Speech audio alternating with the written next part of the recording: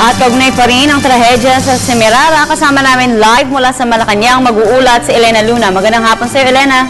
Magandang hapon, Habiba. Katatapos lang ng press briefing ni Deputy Presidential Spokesperson Abigail Balte sa press working area dito sa New Executive Building. Ayon kay Yusek Balte, kumikilos na ang mga kinauukulang ahensya ng pamahalaan kaugnay ng pagguho ng lupa sa minahan sa Semirara Island sa Antique.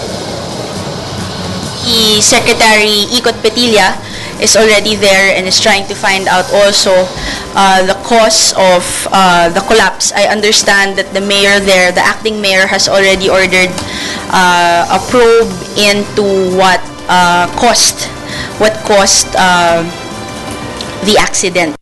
So, ang DILG naman po tumutulong na rin to send, to ask the Civil Aviation Authority of the Philippines to kung alin po yung mga helicopter po yatang pwedeng hiramin to aid in the search of the 5 who remain missing up to this moment. Sa press briefing din kanina, binigyang diin ni Yusek Balte ang nauna ng sinabi ni Presidential Spokesperson Edwin Lacerda tungkol sa pahayag ni Senate President Juan Ponce Enrile sa smuggling. Ayon kay Balte, nakahanda ang palasyo na imbestigahan ang mga impormasyong ibibigay sa kanila. Ngunit nilinaw ng opisyal na hindi makikialam ang ehekutibo sa gagawing investigasyon ni Senadora Miriam Defensor Santiago sa Senado tungkol sa umano'y papel ni Enrile sa pag-i-import ng mga sasakyan sa Cagayan Economic Zone and Freeport. Yung on the matter of a Senate investigation, hahayaan na po natin yan sa Senado at sa kanilang mga miyembro.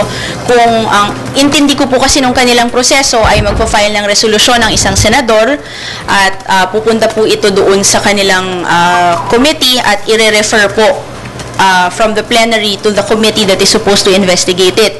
So hayaan na po natin kung ano po yung magiging aksyon nila kung sakali po mang i-file na ni Senator Miriam Santiago yung kanyang resolution to investigate in aid of legislation.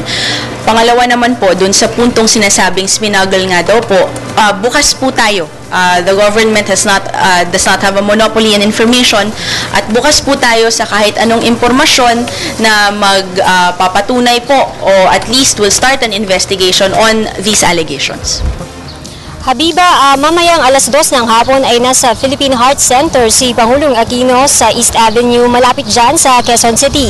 Ang pangungunahan ni Pangulong Aquino ang unveiling ng marker ng mas pinalawak at bagong operating room center ng Heart Center. At yan ang ating balita mula dito sa Malacanang sa tulong ng RTVM. Ako si Elena Luna para sa Telebisyon ng Bayan. Maraming salamat, Elena Luna.